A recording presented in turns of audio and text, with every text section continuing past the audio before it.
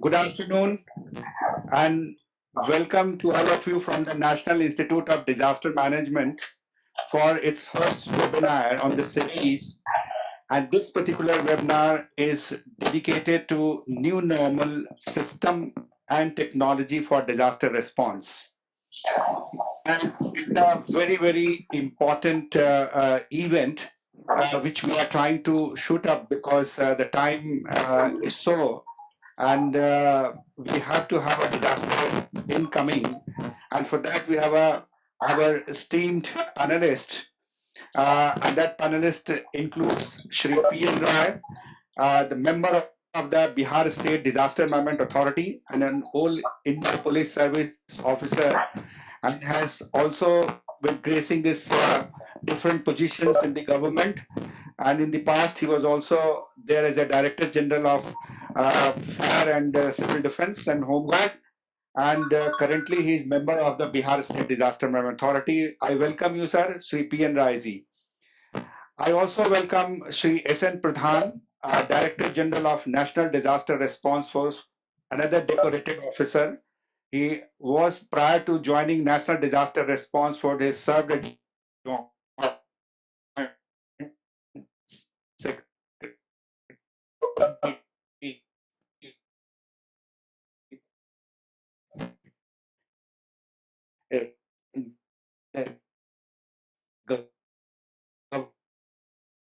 government of India for long, and is a 1988 batch uh, uh, officer of the Indian Police Service.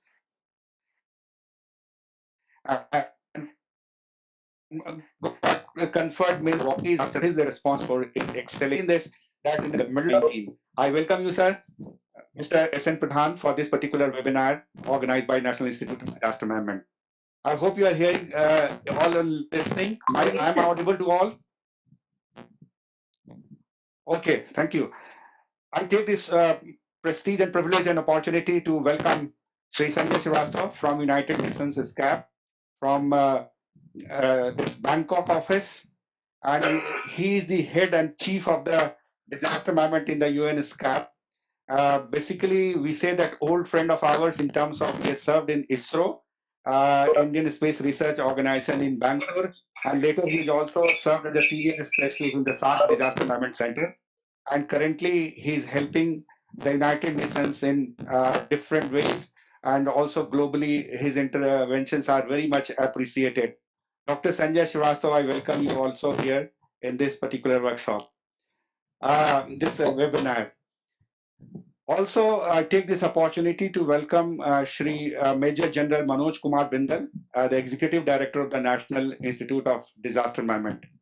I don't have to give much of introduction about him. He's also very well known general from the Army, and he is heading National Institute of Disaster Management last 1 year almost, because he last joined in the month of June 2019, and now he's heading and giving leadership to the National Institute of Disaster Management. Another decorated officer for the Army is a VSM, a Visis Seva Medal, and under his leadership, this webinar is being organized. I welcome you also, sir, Major General Manoj Kumar Bindal.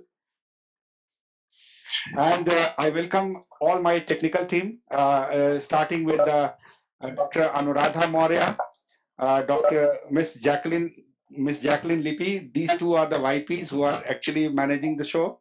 And the technical team, Mr. Balaji and Rajiv Kumar from the National Institute of Disaster Management, helping to set it out. And this is to about these speakers and about this what NIDM is. But the distinguished delegates who have joined online, probably they might not be knowing, few of them might be knowing, few of them might not be knowing about National Institute of Disaster Management. NIDM is a very, very specialized institution for training and capacity building, research organization, policy support organization for supporting government initiatives, civil society initiative, private sector initiatives. And this has been there for since 1997. And this particular institute has a unique character of training officers, researching, capacity building, documenting disaster, and sharing with the government all the supports extended to this institute by NDRF and also by the National Disaster Management Authority of Government of India. This institute and NDRF and NDMA comes under the Ministry of Home Affairs, Government of India. The more details, if you wish to know about NIDM, you can log in www.nidm.net. So that is our website, and all the distinguished panelists' website is also there in our details. So all the delegates can find out. The important thing which I would like to flag, and before I invite Executive Director NIDM to give the keynote address, I'll just couple of things which I wish to flag here, that this particular COVID has given a kind of a different kind of challenges to the global community, the governments, the private sector, and also the community. And all have been the part of this, that way we are affected and the way we are managing our own thing. Excuse me. Managing our own things, meaning thereby when we say that we are very, very much familiar about the three things, few words: lockdown, social distancing, wearing of masks, PPE, personal protection equipments, personal hygiene, work from home, close travel, no economic activity, no social activity, and so on and so forth. Plenty of things this particular COVID-19 has brought in. And at times it looks like that we are standstill. But on the other hand, we see that things are moving also. The governments are already in action and taking care of the people. But the plight is this, that we are saying that uncertainties are looming large. We do not know how long this will continue. We started with lockdown 1 and continued and travel up to the lockdown 4. And all the lockdowns, first, second, third, and fourth, are different with each other. I see noise. So in this particular condition, how our challenge is, what we say, that we have to maintain social distancing, we have to maintain the personal hygiene, and we have to be extra careful in terms of when we are responding or meeting people. Still, the social distancing is considered as a way of life. So this is, we call it a new normal. New normal for governance, new normal for economic activity, new normal for social activities, and new normal the way we are interacting today as a in the informal chat, what Mr. Major General Manoj Kumar Bindal has mentioned. We were interacting face to face. Now we are interacting digitally. So in this process, we say that we are undergoing through COVID, and continuity is there. As long as that the medical facility is not strengthened, we cannot go for the economic and social activity in a full swing. So that is the first thing it to be corrected, but we do not know how long it will take. The important thing is that in during this we have a cyclonic storms kind of a early warning also given by the Indian Meteorological Department even today. So in such circumstances, how we are going to actually perform differently by each of the agencies. So this is the crux of that, what the basic objectives of this work we find to solution. And those recommendations would be shared with the government agencies, that how government, different agency would take care of. So with this, I request Major General Manoj Kumar Bindal to give his keynote address in terms of how he see that the outcome and also of this particular webinar, when all the distinguished panelists and delegates are there. Once again, I welcome all of you, the distinguished panelists and ED and IDM, and also the distinguished team members and also the delegates who have joined this webinar. Now over to Major General Manoj Kumar Bindal. Thank you, Professor Santosh Kumar. Can you hear me? Professor Santosh, can you hear me? I can hear you, sir. Okay. So thank you so much for organizing this webinar, the maiden webinar from NIDM's technical team. And slowly our team will become better to take on more number of participants. Like today, we had to limit it to 100. We'll finally find a way to accommodate each and everyone who shows interest. I'll first welcome Sri Pradhanji, DG NDRF, Shri Sanjay Srivastava ji, Chief DRR UNESCAP, and Shri PN Rai ji, Member BSDMA, for taking out time from their busy schedule and they are going to enlighten us on certain measures of related to disaster response and how system and technologies are going to change the way we are doing disaster response. Speaking on system and technology for disaster response, we are aware that this innovation, technological innovation, it is bringing digital solutions to areas which were not accessible earlier, or to people who were not used to it, like non-profit community. And the rapid pace of change of this technological innovation has found favors in everywhere, especially in the humanitarian sector, which we must leverage. And also, it has affected large number of families in remote areas, inaccessible areas, dangerous locations, to provide them critical resources very fast and very efficient. Aerial robotics, big data analytics, such technology presents the opportunity to expedite and magnify the impact of the relief effort, humanitarian relief effort, through greater efficiency and responsiveness, resulting in reaching more people, reaching them sooner, having more cost effective ways of working, and saving more lives. Because technology can go where people cannot, and rescue efforts puts the lives of the responders also at risk. So that is obviated with the help of technology, where we can have a targeted response. Technology also breaks down the barriers between the to enable connectivity where we need most. I'll give you some examples after 1 minute or so. Mobile solutions, social media, digital communities providing a new way of organizing and their beneficiaries to communicate. Satellite imagery through GIS is a major application which can be leveraged to find out real-time disaster modeling, so that targeted response plans, which has a technological leap from a search and rescue strategies which we used to follow for decades. Just to reinforce my issues, I'll give you certain examples from history.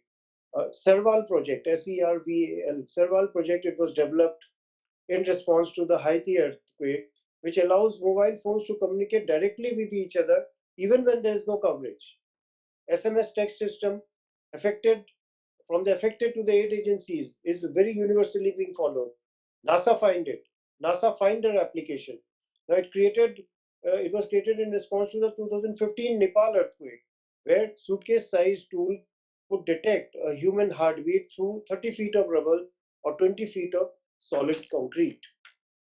Then we had the airborne radar imaging research testbed, also known as ALERT, which does 3D rendering of terrain and infrastructure so that the relief efforts can be targeted.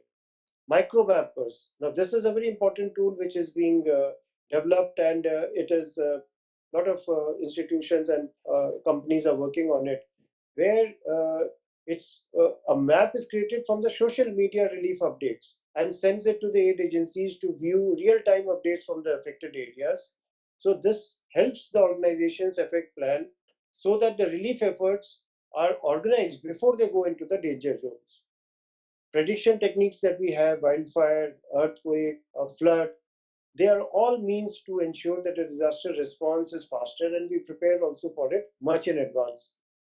Google People Finder, and we have the Red Cross Environment Emergency application, then which provides weather updates, prepares information and safety tips to all the affected areas. So there are many such examples where technology and technological systems have been used to ensure that the disaster response is timely, more effective. So we are coming up with a new normal where we have to rethink our strategies, we have to work our resource requirements, and we have to rework our SOPs.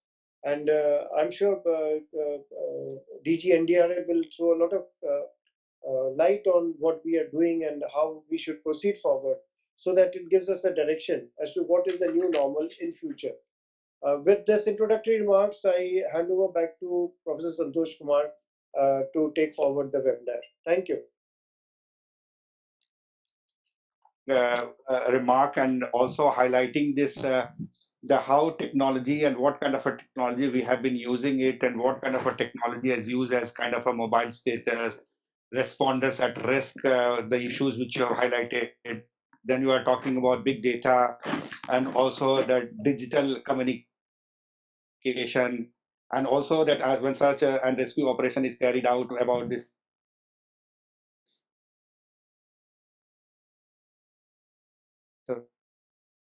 uh,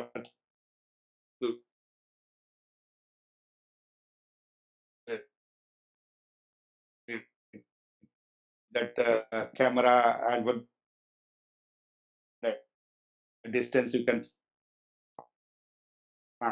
find out the person's uh, breathing and all, and then they can find out and they can rescue MS tax system and so on and so forth. The technology is definitely going to play, and it would be very good with the panel intervention and the keynote address, and also motivating an idea. So I want to please continue with the rest of the discussion. And in the meanwhile, I would see there what they say. Now, it's very important on the issues which we have been grappling with, that what will happen if this cyclone is there and if there is a flood situation emerges out during the COVID. You said it very rightly that what happens to the responders? Are they going to plan differently for intervening to the for rescuing people who are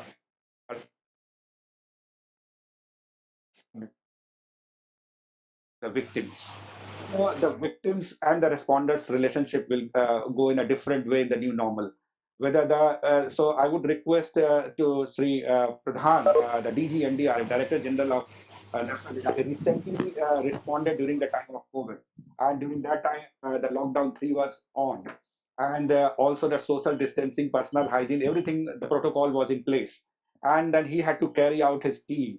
So how that personal safety of the responders and how the personal safety of the victims could be ensured in such kind of a situation, as we have in habit of responding as an instinct, that we don't see that the distance is to be maintained as an instinct, and we have been groomed like that. And now this is a challenge which COVID has created in saying that distance. So I wish to know from Mr. Pradhan that how you see and how your insights can help in crafting the and handling the new normal situation. Mr. Pradhan, PG and DRM, please.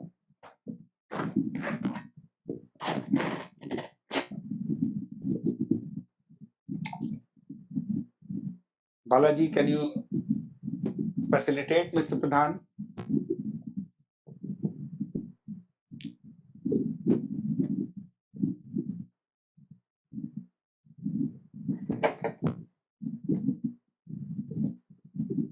Balaji, can you help Mr. SN Pradhan to?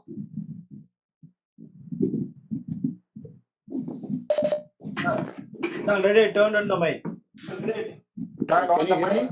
Yeah. We can hear you now, please. Okay. Could you hear our question? Yeah, I can. Yeah, I can. Oh, okay. So please respond, please. So just for the benefit of everybody who is online, I'm SN Pradhan. I'm Director General of the Disaster Response Force, as Professor Santosh has already introduced. I also welcome the co-panelists, Ian Rai sir, Sri Sanjay Srivastav, and of course the host, Major General Bindal. The subject at hand is new normal system and technology for disaster response. And let me start with a live example, or rather two live examples.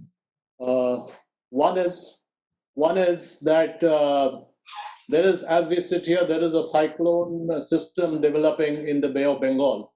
And the feedback that I'm getting from the Odisha government, which I just talked to the SRC, who had a meeting with the Chief Secretary and the NDRF team just now, just half an hour ago.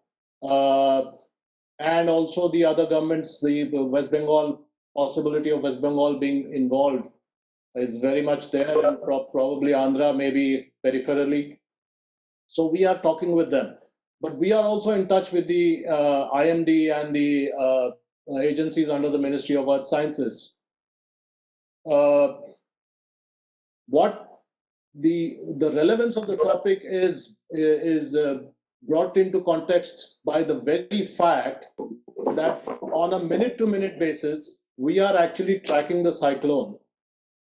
And we are now reasonably sure that the picture of the cyclone will be clarified only 24 hours from now. And only then we will place our forces at the appropriate locations along the coast. Now, this was not the case before technology.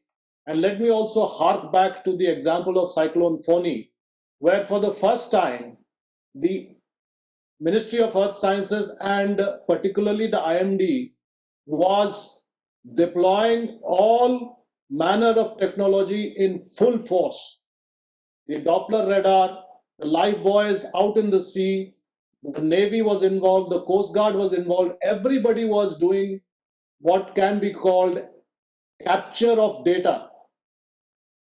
The data was being captured, and that data was also being fed into what can be mega computers, supercomputers, which are part of the IMD setup.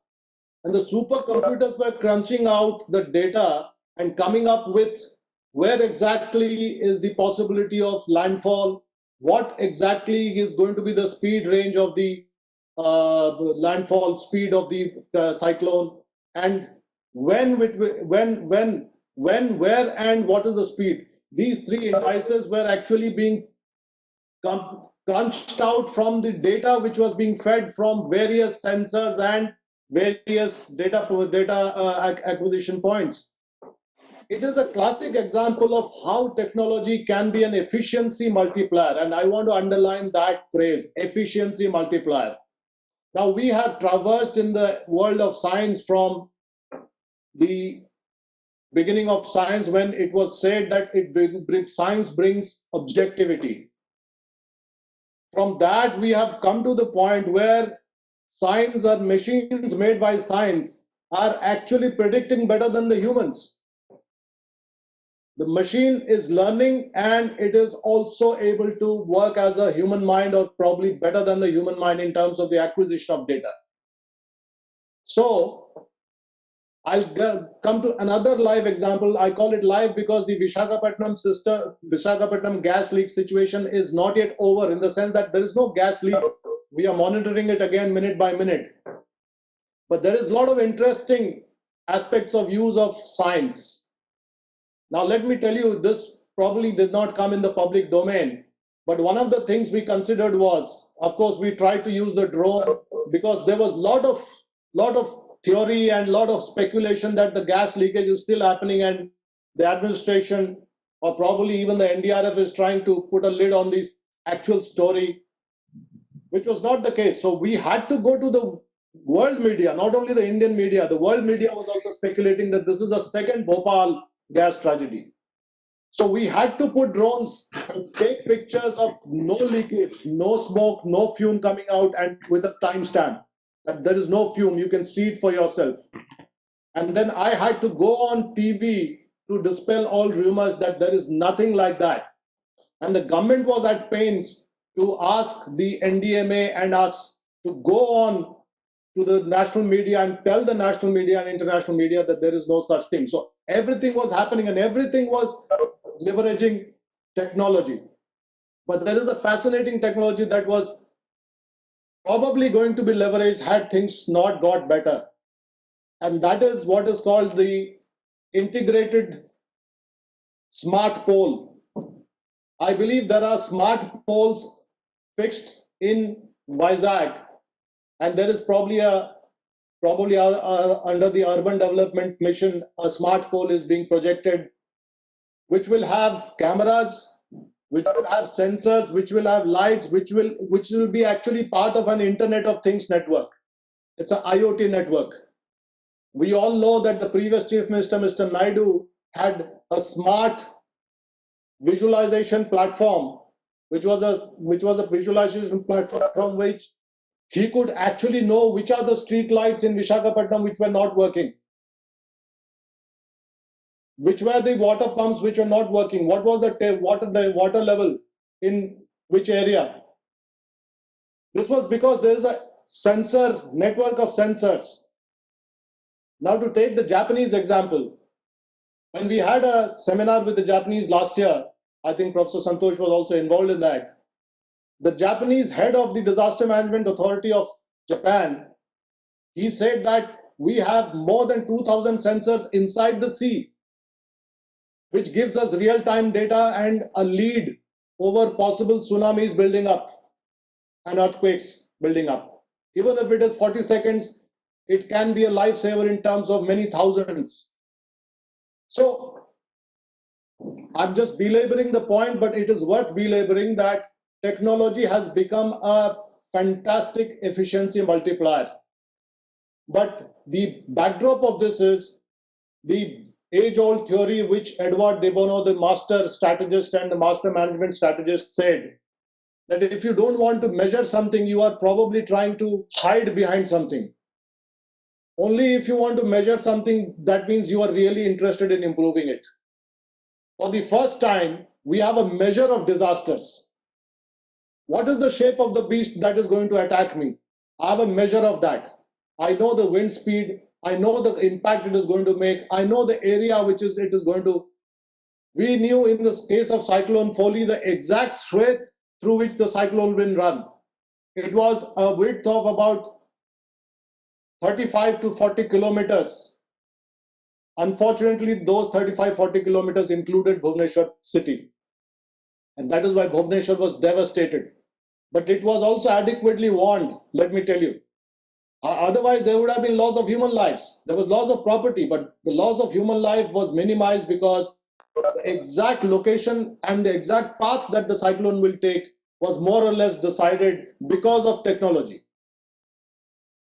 Because technology was satellite, technology was sensors on ground, technology was machine learning, technology was also 40 lakhs messages on SMS were being pushed to warn people across Odisha coastal districts exactly what is going to happen, what should they expect. So the beauty of this is the combination of technology which brings together the predictability and the preparation. NDRF was exactly aware after the cyclone also. We mapped which were the villages where the maximum trees had fallen and which were the roads which were obstructed because of the trees. It was mapped.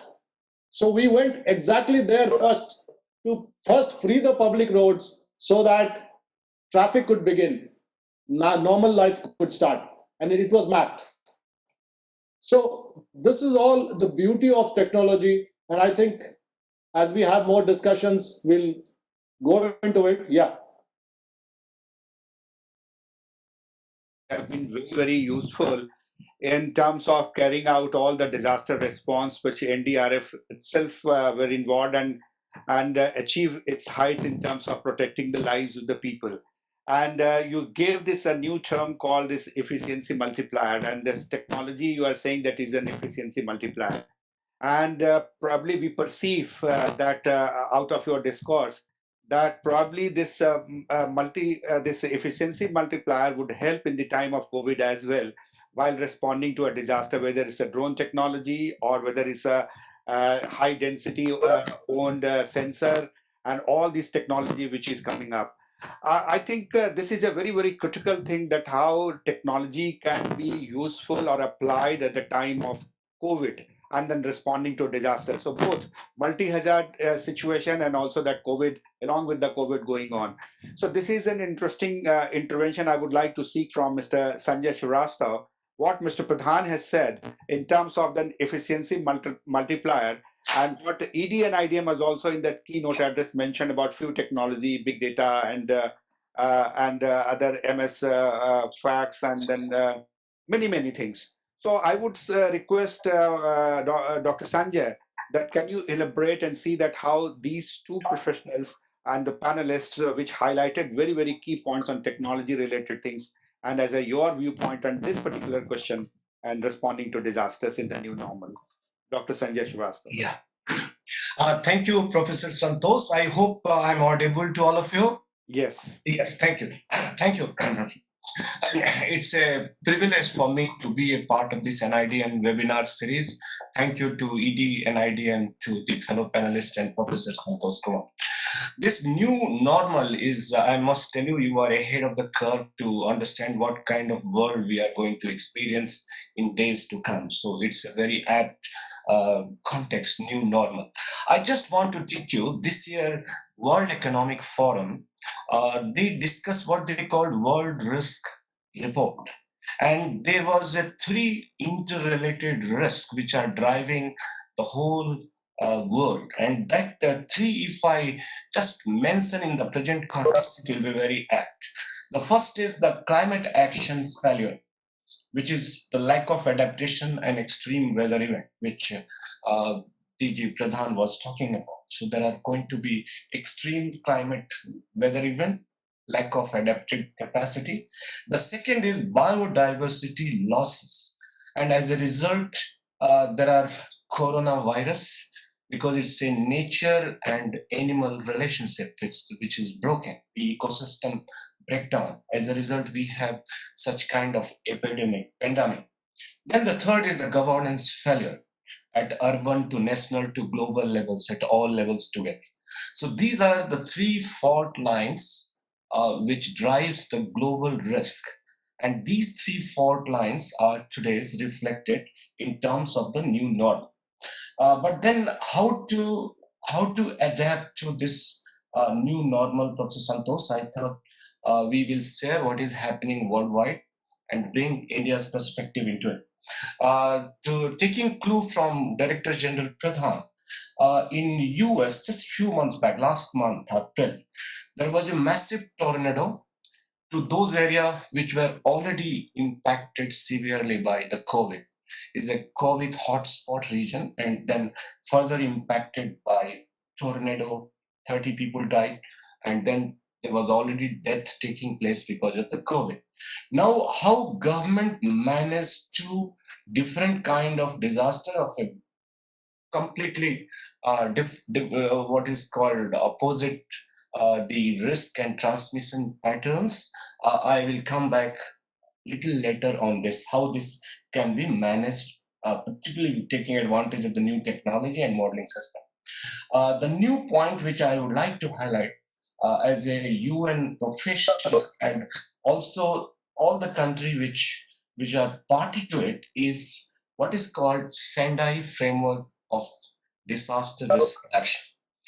Before 2015, there was no global framework to address the risk of multiple origins, whether it is a natural disaster risk, technology, or pandemic, or biological disaster.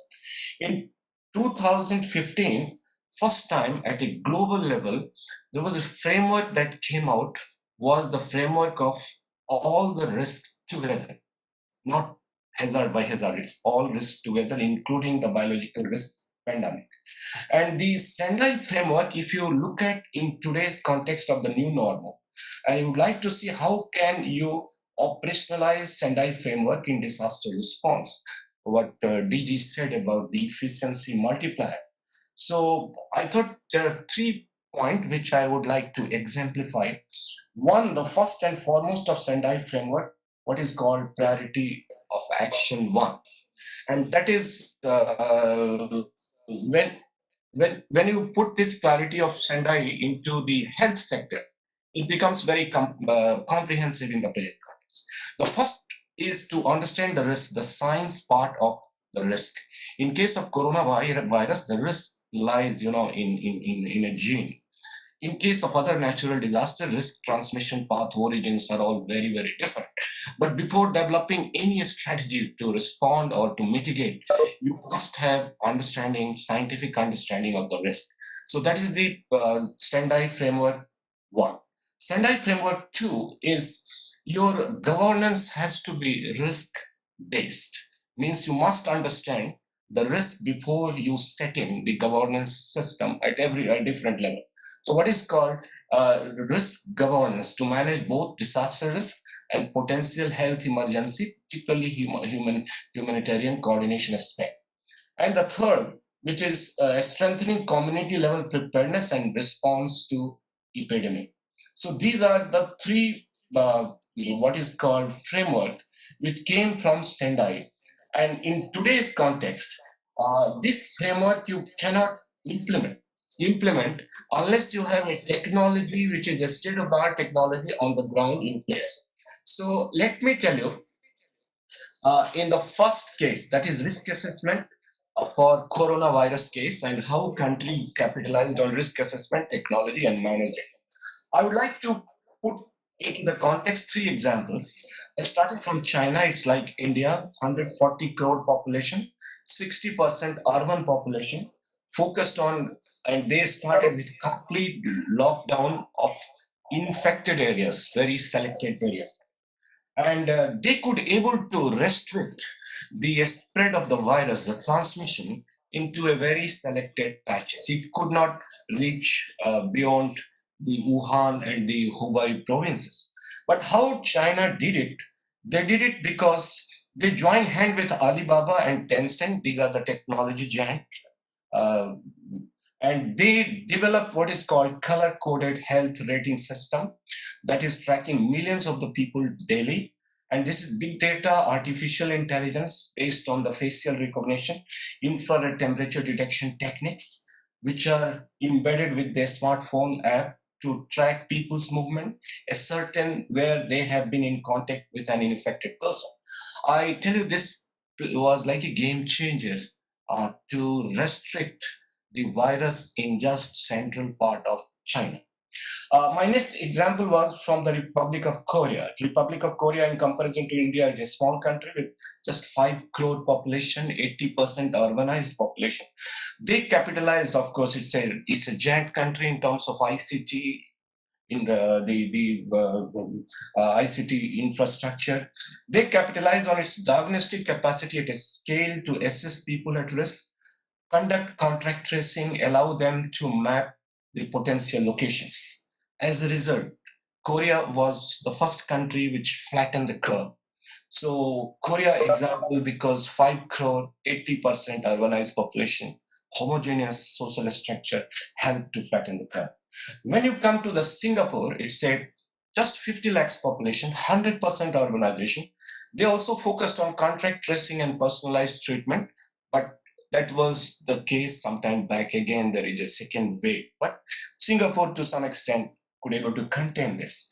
Looking at three specific contexts, and then you come to India, how India is managing with technology, and then India, Korea, Singapore. If you look at from a different perspective, India with 138 crore, only 35% urban population. It's also using more or less the same technology what was used in Korea, in China, and Singapore.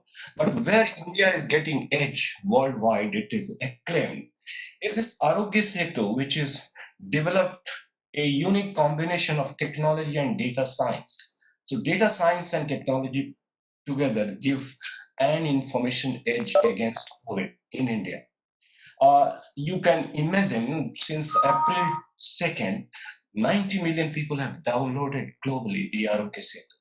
And according to the official note, which was released yesterday by Niti Aayog, that there were 650 hotspots across the country, which were detected by Arogya Setu. 300 emerging spots could have been missed had Arogya Setu not been in operation. And it has been a real success.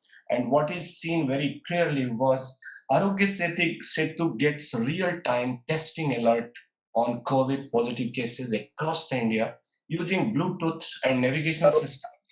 12,500 people were detected by this app. This is a major technological breakthrough, and in the history of fighting or combating COVID, if this will be written, how which country, how they could able to combat COVID, this will be one of a very important milestone, which whole is really must celebrate.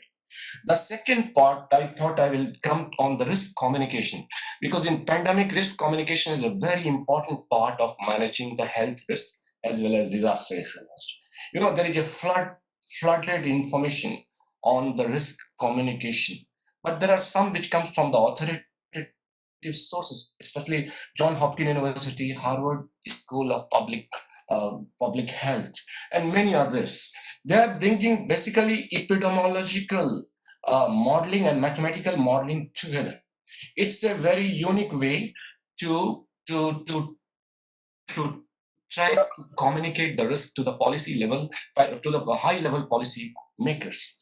For example, first time this R naught, what is called reproduction number, R naught in China, when in Wuhan, you will surprised to know this is the number one person how much can infect others. In China, it reached to the extent of 3 to 5 R naught value. In India, when it started in the range of 2, now it is 1.3, 1.4. But this gives a very important guidance, insight to the policymakers, the infectious potential of this disease. And for the first time, mathematical modeling, epidemiological modeling, and combined with the digital solution like app are used, and which has been really proving very effective on many lockdown related decisions and selective or graded lockdown decisions. So this is the risk communication. My third point is on the risk governance, which I, hello? Yeah. My third point is on, hello? Hello? Hello? Sir, your voice is audible. Your voice is audible. Okay, I'm audible now? Yes, audible. Okay, thank you. Right, thank you very much. So my last point is on the risk governance, which I'm very happy all of you related to this risk governance. Risk governance must be risk informed. It's based on the understanding of the risk. It's based on the science of risk as well as its communication. Here, I just want to put 3 points. One is risk governance, how to protect the most vulnerable in the risk governance. And burning example worldwide is looked from India is protecting the most vulnerable from the slum area like Dharavi and many places of Bombay, Ahmedabad, and Delhi. So this requires the real use of the technology where you can capitalize on the drone to map out the risk hotspot, all the spread as well as its habitation, its settlement context, the vulnerability context together. So most of this risk hotspot that has been developed for containment zones in India are all technology driven. And this geospatial risk analysis, which identify the risk hotspot, develop a very, very well targeted mitigation strategy and response strategy. Of course, it's a huge challenge, but this is the only way forward to use technology and protect the most vulnerable. The second part is risk journey, which is constructed to unlock the lockdowns, which you are seeing. I don't have to tell you, green zone, red zone, these are all the part of the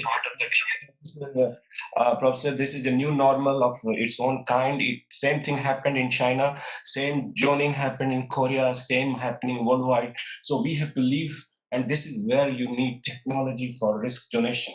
My last point is on risk matrix. This risk matrix was used in tornado in US.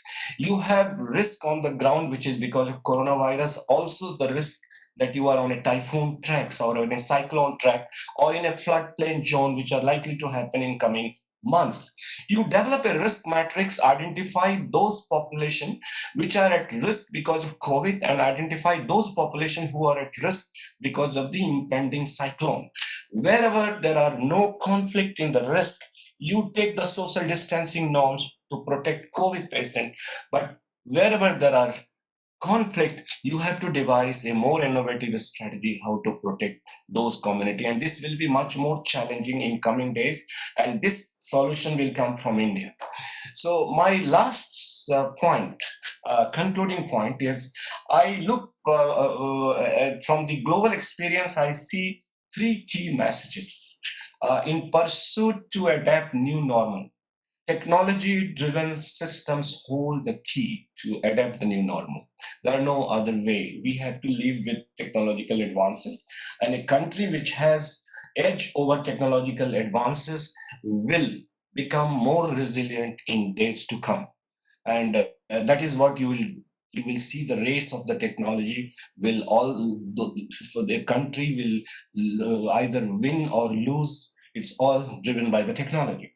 The second part is the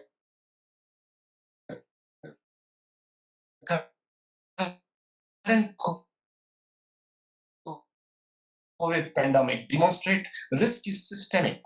Risk in one sector cascades to multiple sectors. So disasters are rapidly producing further disaster and becoming more complex and deadly. Everyone is affected, but there are most vulnerable who are disproportionately affected. Only solution is prevention, and prevention saves lives. And this comes from all technological advances that we have discussed about.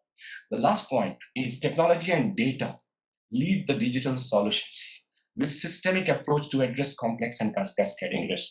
If we have to win the battle of corona in midst of all other disasters, it's a data and technology which will be the real weapon for a country to decide winner or loser in future. Thank you, Josh. Which you have brought in, what Mr. Pradhan has raised those issues in terms of as a kind of a, we say that how technology is moving as a efficiency multiplier. And that's very nicely you brought those points, starting from the three important risks that you said as a climatic action, biodiversity, and also governance failure. And then you related further with the Sendai framework of disaster response, and then you concluded with the mathematical modeling and others Korean example, and then also that how then in the United States of America, when they face this kind of a disaster, then we went for the metrics. So everywhere they see that the technology is the dividend for the society now. And this technological dividend in terms of multiplier, and then it'll be efficiency multiplier, and then taking on the COVID. And new normal is, which is a kind of uncertainties are looming large. We are saying that we do not know how long it will continue, the virus. And we also see the kind of a herd immunity, and where the high risk prone herd immunity. But many of the places, and you mentioned especially the Arogya Setu as a kind of a technical advancement which India has took as a, these are the things taken as a decision-making policy tools and which should be applied. Thank you very much for bringing all those points from the global perspective to the local and how India's perspective should be doing. Now it's important when we talk about in the federal structure, then we have a kind of a system where the national government responses, we have the international collaboration, many international agencies. Now we have a state government where everything happens at the state level, at the local level. And our Honorable Prime Minister is saying that making the local as vocal.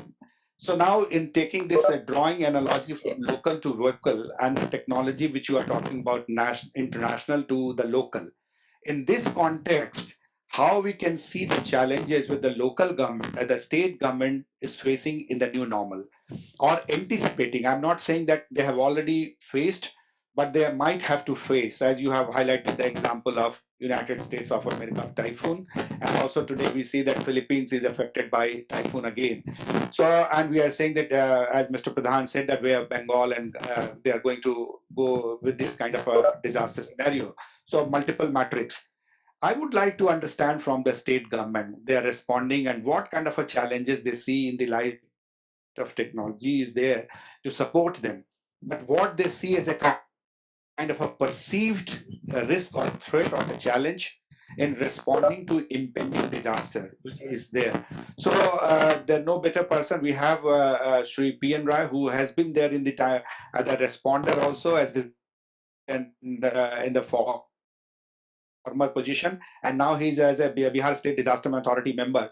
So I will try to understand his mind, that how he tries to explain the entire scenario in the kind of, say there is August and July, August, if the entire Bihar gets flooded by one of the disasters or local level, and what the scientific solutions have been suggested, how this can be seamlessly integrated into the action plan, as DG and DRF also mentioned about as a kind of a efficiency multiplier.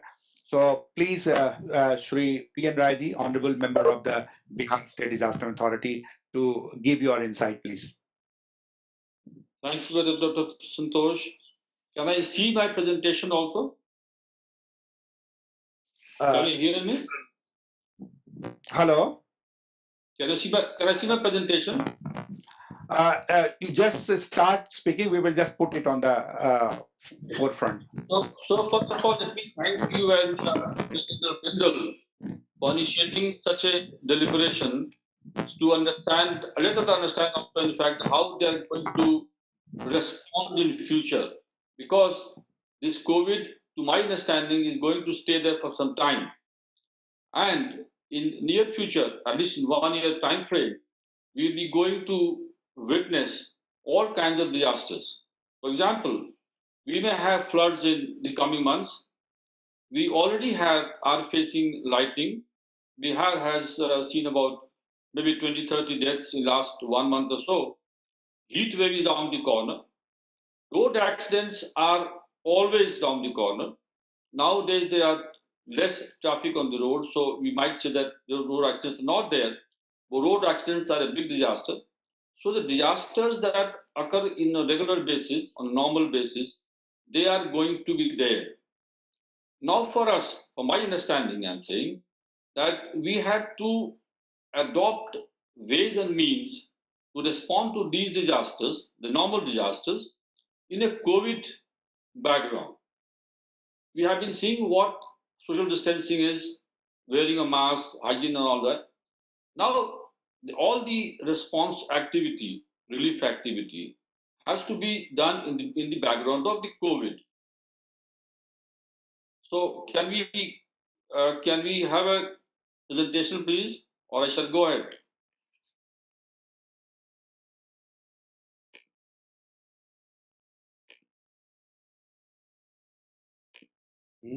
Okay, let me now all the disasters I just mentioned about, the technology will always be a multiplier of all the efforts. However, the technology is not a very friendly, available to every one of us. So I'm talking on a very basic premise how we are going to respond to a major event that's called the flood. Now, we all have the floods guidelines, SOPs, in all the states. All that we do is that we add the COVID-related safety features in the guideline that we already have. For example, the rescue forces will be going for rescue work by boats, by vehicles, and a big challenge for them how they are going to keep themselves safe. The medical people, the NDRF, the SDRF, the police, the home guards, the fire service, and all that. Now, let's give an example. The boats. How many people will there be in a boat? Who will decide and when? We have to decide in advance. As Professor Srivastava said, the COVID atmosphere, we need to understand as to which are the hotspots. So, which are hotspots, if you know of, then we can develop those guidelines for hotspots in coming months. So, we need to find out as to which boat will carry how many people. And this must be communicated to the all concerned. In the same manner, we also have to make sure that people are masked, they cover their faces, they cover their hands also. Do we provide them? Do we carry with us in the boats the NDRF and SDRF, or people will have to be asked to carry themselves? Now, all these things have to be told in the advisories. We always issue pre-disaster, pre-flood advisories to the people concerned, the community, and these features must be part of that. Now, the paramedical staff. I would suggest that we must have an element of screening of the responders also. The responders, when they go for the rescue work, they must be screened. On a similar fashion, their vehicles must be screened. Now, I find that at this period, the fire services have found a new job. They have been involved in the sanitization of the community as well as the government offices. Transportation, the buses, the vehicles, the jeeps, the cars, which carry the responders. Should they maintain distancing? Yes, they must. And how? Then how? The NDRF, when they come back from the rescue work, should they be screened? Yes, they must be. The villagers, when the boats reach the village to carry the people back, people are talking together. Now, the first job will be to make people understand that yes, they should stay away, they should have a distance. Now, then you can. The policeman also with them. So people have to be told about that. Boarding, when the people get down from the boat to go to the relief camps, then they must be screened somewhere.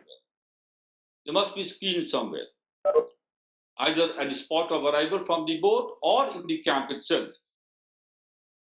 The relief camp management, that's a big challenge for all of us. How to segregate people, how to maintain distance. You need to have bigger tents. You need to have more space. Identify them in advance in places where the COVID still is active in, let's say, in the month of April, sorry, in August or July.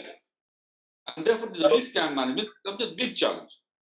Group activities. We have been organizing group activities in the camps, the games and all that. They have to be very careful about that.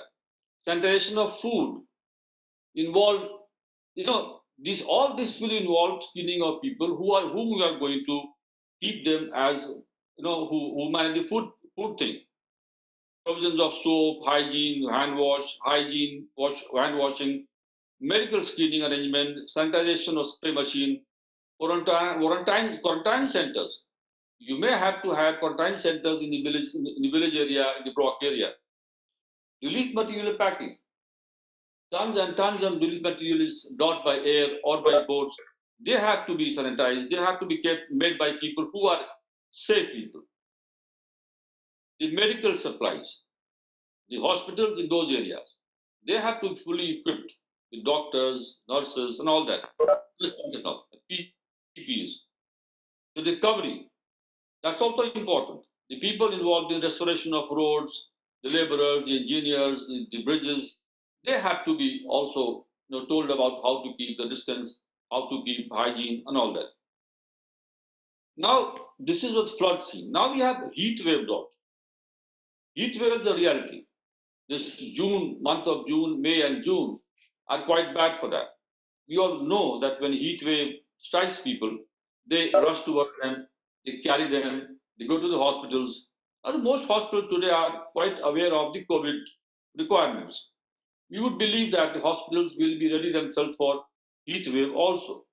The heat wave may have similar symptoms to the COVID, some fever and all that. And therefore, for the heat wave attack of the disaster, all the hospitals, the people must be made aware by advisories, so that they are also, they keep their distance, they wear masks when they go to rescue people, take them to hospitals, and the hospitals have the medicines and all that. So this is what I talked about, how we are going to respond to other disasters than COVID, I'm saying, in a COVID environment. I would believe that in next 3 months, 4 months, 5 months, 6 months, maybe 7 months, this COVID thing will be there in some form or the other. And therefore, we the responders at the state level, district level, or block level, the panchayat level, need to be made aware with the community as to how we are going to integrate the COVID requirements into a regular SOP guidelines. Thank you very much. Very, very valid points in terms of, especially you have brought two things that when in the COVID environment, large number of people are going to get affected by other disasters, which you have highlighted. That the recent one is the heat wave and also the flood situation. And you are saying that every protocol of the COVID have to be followed in terms of whether it's a masking, hygiene, sanitation, quarantine, everything. And the victims, suppose you are taking out the victims from the disaster prone area to the safer area, and also you are putting it to the hospitals where the COVID positive patients are also there. How to go for a classification, large number of people will come. So this is a very, very interesting insight and the challenges which you see at the local level, where everything will happen at the ground there. So now when we are talking about in this kind of a situation, we have 30 minutes now from to discuss, but quick intervention I would like to have from all the three panelists, and we will also have 10 minutes from the the delegates who are attending, some questions, that what are the pertinent questions they will have in their mind. But it is important to look at and a quick reflection of yours that in the cooperative federalism, when the state is looking for this, and that national force, the NDRF, is going to respond to such kind of a situation, what is the kind of a suggestive note when the two of the agencies will have their response mechanism together, and you are suggesting that integrated framework with the COVID and the normal disaster response? I would request Mr. Pradhan to just give a comment on this, that how quick comments, and that the states need and that states challenges where they foresee. Mr. Pradhan, please. DGNDRF, Pradhan, Mr. Pradhan, please.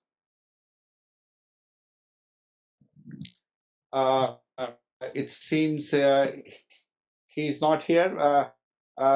When we will get his Balaji, can you facilitate taking DG's view? But in the meanwhile, we can have a quick response from Mr. Sanjay Srivastava, that how he suggests in the saying the international scenario, and the local state government is showing this kind of a challenges. Probably DG and DRF has come. Can you hear, sir, me, that DG and DRF, Sri Pradhan? Probably not. You've not been able to connect. No, sir. I muted on. Is he there online? Yeah. Yeah, please. Yes, sir. Sir, we wanted to. Yeah. I just want. Can you hear me now? Yeah, I can hear you. So I got your point. Your point. Yeah, please go ahead. Okay, so there are 2-3 things that I want to say in terms of the flood that's on the corner, literally, and of course the cyclone. So what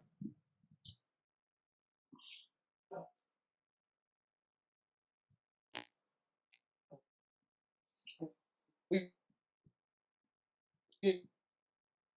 are going to face in India are the season of aquatic disasters, flood, cyclones. There'll be an issue of double jeopardy, double challenge. The double challenge will be going into a flood area which probably also is COVID affected. So in short, what I'm saying is it could be a red zone which is also flooded. Have to be constrained to rescue people who are marooned due to the flood, and they may be on the boat, and maybe 10 people who are rescued on the boat, out of them 5 are affected. They are actually COVID affected. That is a very real possibility with which we are grappling and for which we are preparing. And we have taken the states on board. What have we done? What we have done is we have gone for 100. So all are working for NDRF. They are 100% Arogya Setu download, and they are monitoring their own location vis-a-vis other locations, other COVID patient locations. And this is something that we have passed on to the prospective partner states, with which we'll have to work in the coming seasons. And we have said that because the NDRF will be relying on the Arogya Setu app, it is essential that you should also align with our requirement. So that is the first thing.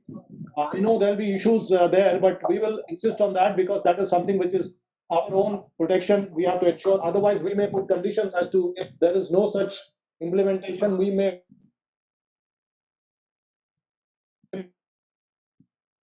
be constrained not to be able to work in those areas. That is why. The second thing is the areas which have been flooded in the last year, and the exact details of the flooding, exact volumes that were involved have been also communicated to the states, and we have told them that all the control room data of the states of last year and our control room data will have to be merged, so that we have one set of data, which is unified set of data, which we are interpreting, so that the state does not have its own data and we don't have our own data. It has to be a combined synergistic data, so that we are on the same page right from the beginning, right from the prevention stage, right from the preparation stage. And that is something which is helping us a great deal. And the third thing is we have done what is called a technology merging. It is not only the IT technology, the ICT technologies. There are a lot of disaster rescue technologies we are using, and they are also, we are trying to build synergies with the state governments, with the technologies they have, so that there is full seamlessness in implementation of rescue operations. Thank you.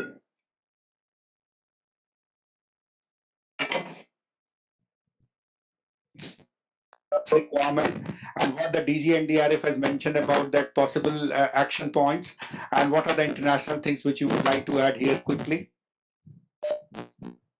for facilitating. Mr. Sanjay Srivastava, are you Yeah, online? yes, I hope Please. I'm audible. Huh. Yes, yes. Yes, I'm very happy the answer TG has already given. I just want to compliment this that the another technological challenge is the lead time forecast. For example, in case of cyclone, if you have a lead time forecast, let us say of 72 hours, 48 hours, you get time to understand who are the community likely to be impacted by the cyclone, and if the same community is already experiencing COVID. So you will have some time to segregate those who are already COVID affected and those who are exposed to the cyclone. So that is what I was talking to you about, the risk matrix. And then this Arogya Setu experiment in most of the country who have been able to succeed, including the Thailand, where I am presently sitting in Bangkok, where they have been succeeded. They have succeeded because of these contract tracing of devices and then making use of this for preparedness, for better preparedness. So in US, the tornado example that I was sharing with you was they used the same thing. They capitalized on the lead time forecast of the tornado.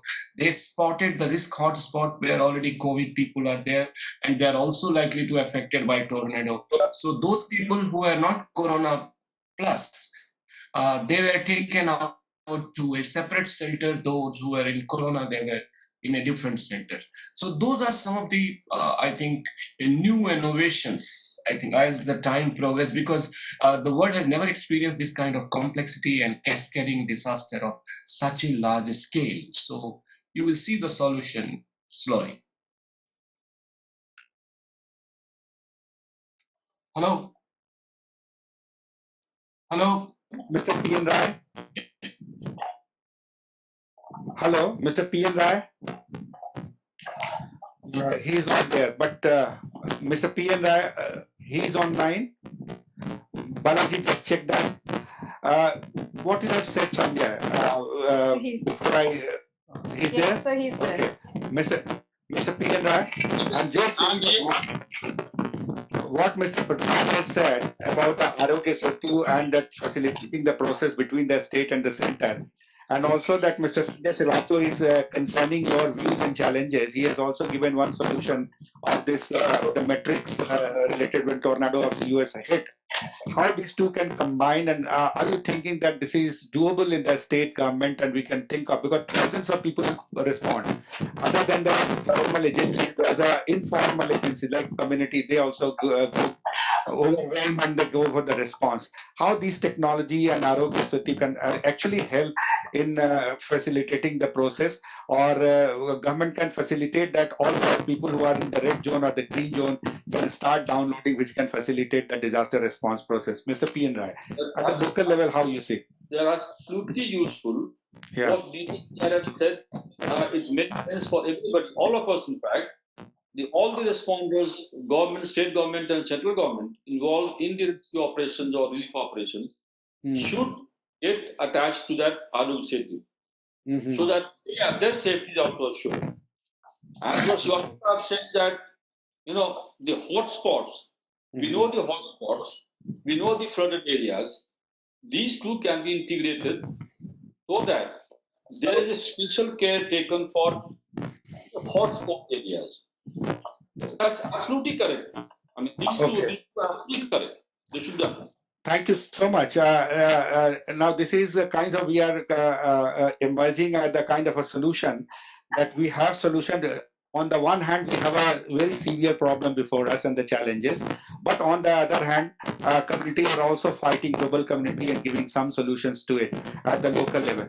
We see at this stage, I just wish to get some of the reflections from the participants, the delegates, and so that you can corroborate your response as a panelist, see that what they are actually suggesting or looking for. Any of the participants who wish to, I see some of the hands there. I see Mr. Avanish Kumar hands. Avanish Kumar. do you want to say something, Mr. Ravanish Kumar? Or anybody else? Anybody who is there? Sir, shall I ask the question, sir? Yeah, please. Myself, You introduce yourself. sir, I am Air Force officer. I am Group Captain Chandra Kumar Sera from Indian Air Force. Yeah. Sir, I have one comment and one question, sir. Basically, Yeah, sir, please. looking at the discussions, it has emerged out that as a nation, our strength is in service sector, that is ICT, wherein the major focus is always on the prediction and prevention, whether risk assessment or predicting something or communication. But there are sectors like nanotechnology or 3D printing, which normally we are not focusing. Like, sir, in case we could have focused on nanotechnology or 3D printing, maybe the PPE equipment or the ventilators, we could have easily produced within few days, sir. This is my personal comment, sir. Secondly, sir, when we talk about the blending of technology, can somebody give me some examples, sir, how the technology is being blended for having an effective and efficient supply chain for last mile connectivities? Because that is most important, sir. Once we reach the spot, how do we provide the relief materials or some kind of maybe medicines, maybe food, or maybe bed, maybe electricity, maybe transformers? These kind of what are the examples wherein the technology is actually proving the results? Thank you, sir. Panelists to reflect upon. Sanjay, would you like to respond? And then I would request DG NDRF. Sanjay, technology, why we are not been using nanotechnology, and what our the guest has asked this question. Could you hear me? Yeah. Close. Actually, the COVID time, if you recall, the nanotechnology, particularly 3D printing, which was used for many of these health diagnostic related challenges, particularly turnaround time, how to improve the diagnostic turnaround time instead of 24 hours to 10 hours to 12 hours. There are many innovations in this area. I think one of the success of Korean government was they used AI nano in health diagnosis. Like, for example, if you are doing testing, normal testing takes many hours, but when you connect this with nano and the AI together, with face recognition, there are many big data parameters. You are in a position to quickly complete the testing process, and you will able to determine whether the patient is COVID positive and I. So you will see in coming days, because this was a crisis time, the country who were ready, particularly to use nanotechnology operationally, they capitalize on this. Korea is one of the examples. Hong Kong is another example. Singapore another example. In coming days, now there is so much focus on the crisis management. So nanotechnology in India, application in health diagnostic is likely to improve. My last point I would like to bring to your attention is this 5G, the new ICT tools which may come in maybe 1 or 2 years. The real niche area of 5G are going to be in the health sector. The diagnostic of many of the health related tools which were taking a lot of time, it used to be very inefficient. So this will be efficiency multiplier in the language of the DG Pradhan. So you will see this in coming days, a big boost of nanotechnology and many of these diagnostic tools and technology coming. And especially in the hospitals, those 5G will transform the way hospitals function today. So thank you. I hope I could able to respond to your query to some extent. Thank you, sir. Thank you.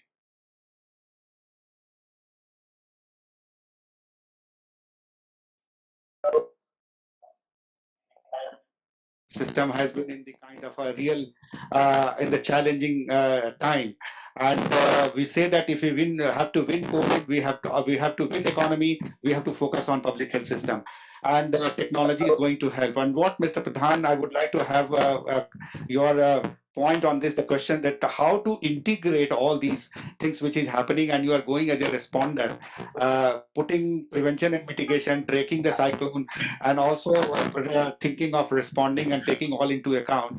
You will have multiple partner at the field, and some would be a very technology conversant and some might not be technology conversant. So in this kind of a challenges, how your force think as a kind of a will come out with these challenges, and they will sail through and respond as they have been doing it in the past. Mr. Pradhan. Okay, can you hear me? Yes. Okay, I'm glad I think it's a very good question, very topical question, and I'm seized of this for a very long time, ever since I came into the NDRF. I'm always thinking of the last mile connectivity and what does the last mile, how is the last mile enriched and made more efficient? After all, when I say efficiency multiplier, the efficiency should be visible and felt by the last mile victim and the rescued person to be rescued, or the life and property to be rescued. So that is the real last mile. Now I'll just show you. I just took a printout as you were speaking, a printout of a colored printout. Yeah, I think you can see it if you can make it out. This is a boy. This is a boy of IIT Surat or some place in Karnataka. Can you see? Okay. Now this is a boy who's sitting in the middle of two NDRF rescuers on a boat. And this is Belagavi. This is Belgaum in Karnataka. Now this boy is holding a drone, which is made by him. Now he joined us out of nowhere. He came out of nowhere, and he joined the NDRF team. You know why? Because the villagers surrounding that area, which was full of water, I don't know whether you can make out everything behind this water, behind the boat. It's all water. Now this boy says that the villagers are complaining, or villagers are concerned that beyond the water there is a lot of jungle area, and in that some people are trapped. They are on the trees, and they have been on the trees for the last 48 hours or 76 hours without food and water. So sir, you have rescued lot of people, but some people are stranded and they probably will die if you don't rescue. The issue was we made few trips with the boats and there was no way of finding them. So they said, okay, we will try the drones. He brought the drones himself and he used it from our boat, and lo and behold, we saved three couples, two couples and one elderly gentleman who were on the trees. They were famished. One of the old ladies, was on the brink of collapse. The drone was a lifesaver. The drone was a lifesaver. Now, wherever we are going now, we are using drones as an integrated technology, last mile technology, not only for finding victims, maroon people, also for measurement of the impact of the disaster. What is exactly the destruction that has happened? In Cyclone Foley, after the cyclone on the 3rd May 2019, for the next 20 days, we have used a lot of drones in the association with the state government agencies to assess the impact of the disaster. So this is a beautiful use of last mile technology. But just to come back to Mr. Sanjay's point, I think he made a brilliant point, and I do not know if you have taken cognizance of this, that as we went into COVID and we're struggling with a lot of things like face visors and all that, 19-year-old, 25-year-old engineering students came up with 3D printers, and they actually started printing face visors, and that has started happening. So it is not as if our technology is not being leveraged, but you are right that probably this needed a crisis to bring it all together into convergence, and this crisis will, I think the good thing about this crisis is this old technology, the new technology will come and integrate and converge, and it will be a game changer and a pivotal point for scientific community and scientific innovation in the field of disaster response.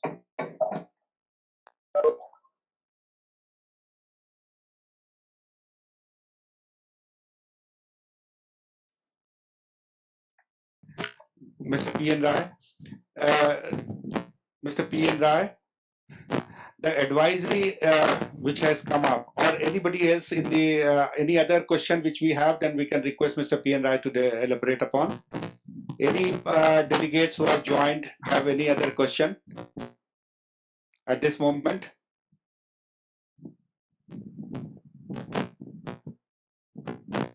Yeah, please, Ms. Kumar Deepak, can I ask a question, sir? Yeah, please ask a very brief question so that we can request I'm Mr. consultant to Disaster Management Center, DDU SIRD. Okay. Actually, there is a preparation going on in this state along with the Yeah. COVID-19 scenario for flood. And we have just heard by NDRF DG sir that the Arogya Setu app will help, but the villagers who are very poor, they are not having such type of system in their village. And while rescuing those people, we have to take a lot of precautions. And the enormous amount of money will be spent for making that work before COVID-19. Then again, for the relief camp, the setup of making the arrangement of food also, a lot of precautions should be taken. And there is a very less time to get up with those type of like what PN Rai sir had briefed, that the COVID-19 the government circular and SOP we have prepared for flood. We have to make a combination of both, and training, and as a training institution, SIRD and NIDM, can we join hand, because we have already trained a Lekhpal, 14,000 Lekhpal in the UP. Can we have all numbers and everything is there? If you can share, that is possible. If you can share, that is possible. But I will request Mr. P.N. Rai to quickly reflect upon, as this was the kind of preparedness what UP is doing, and he said that at the rural level technology is a real challenge to penetrate those technology. So how do you see, sir, in terms of preparing people, the mix of the technology and also the traditional system? Mr. P.N. Rai. I do not agree with you that it is not less time is there to prepare for that. People are already prepared. We know the relief camps. We know boats and all that. All that we need to do is to sensitize our own people, the responders in the community board. I mean, time to do that. The hospitals are geared up. The people are geared up. This is the time to kind of exploit that. So we can do that. No issue on that.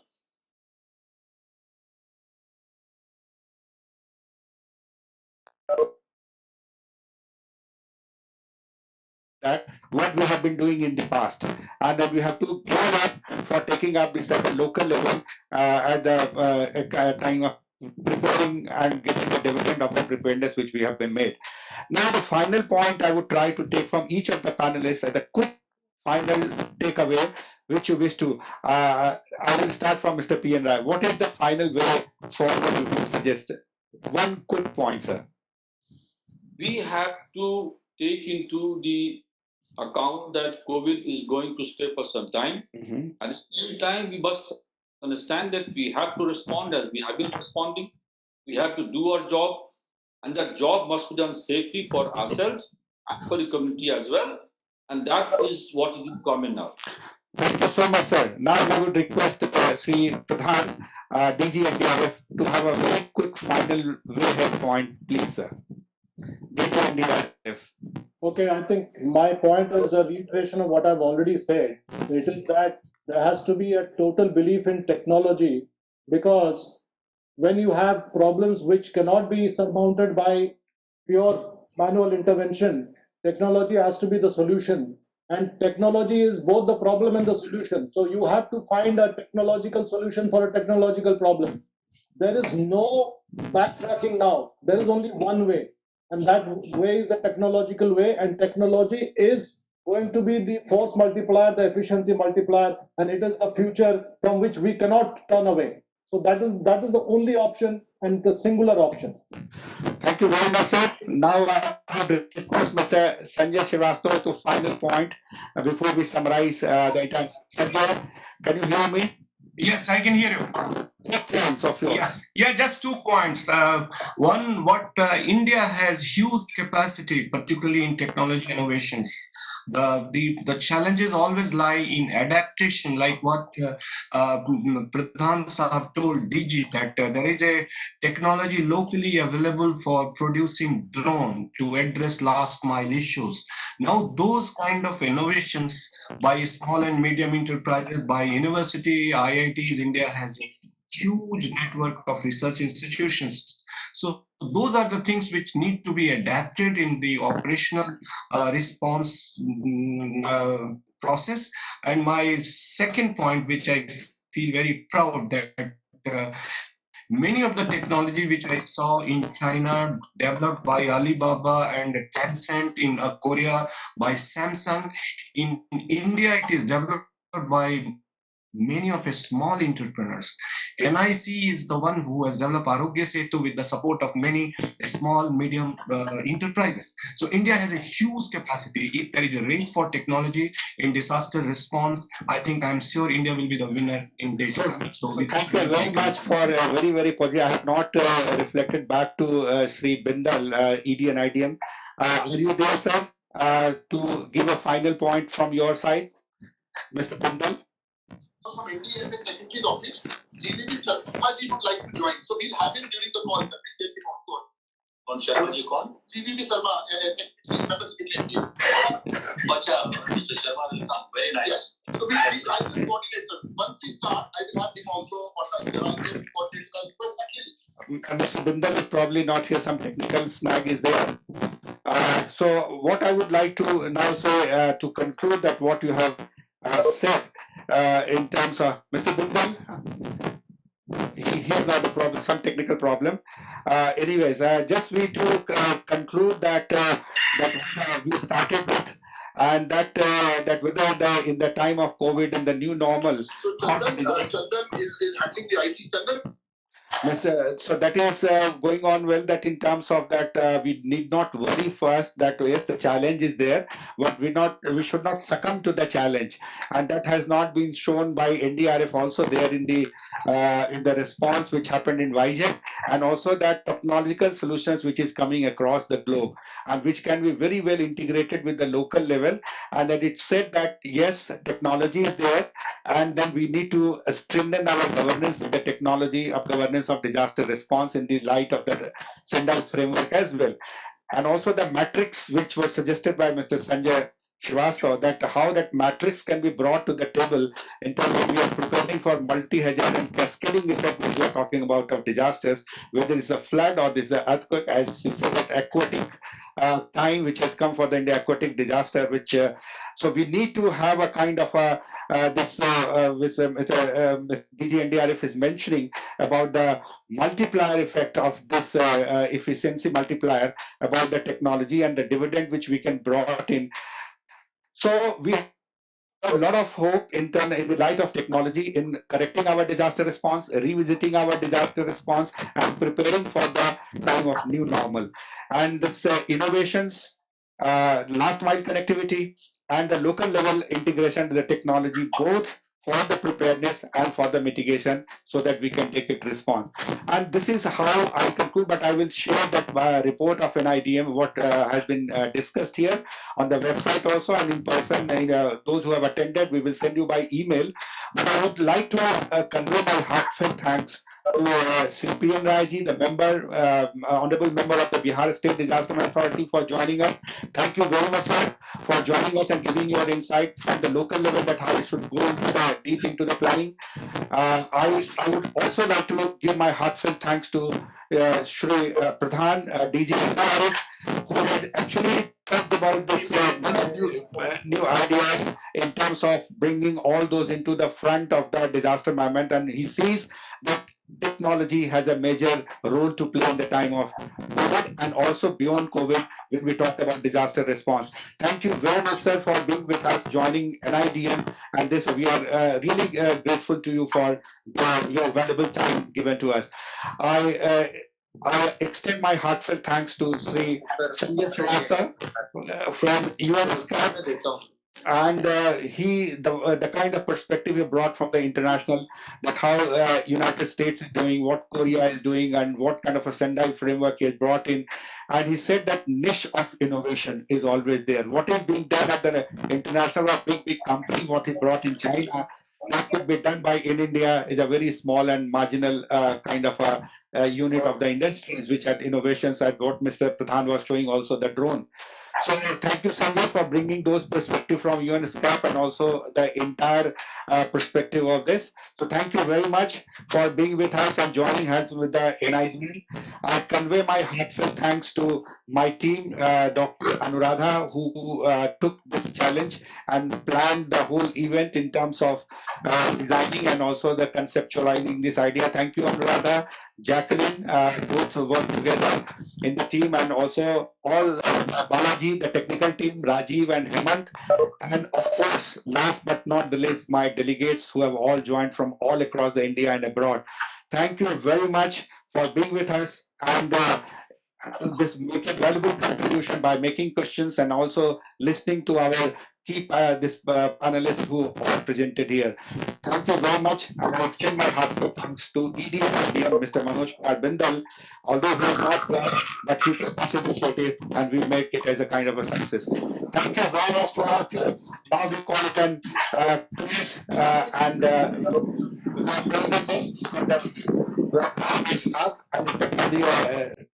technology partners are saying that is up. Thank you very much.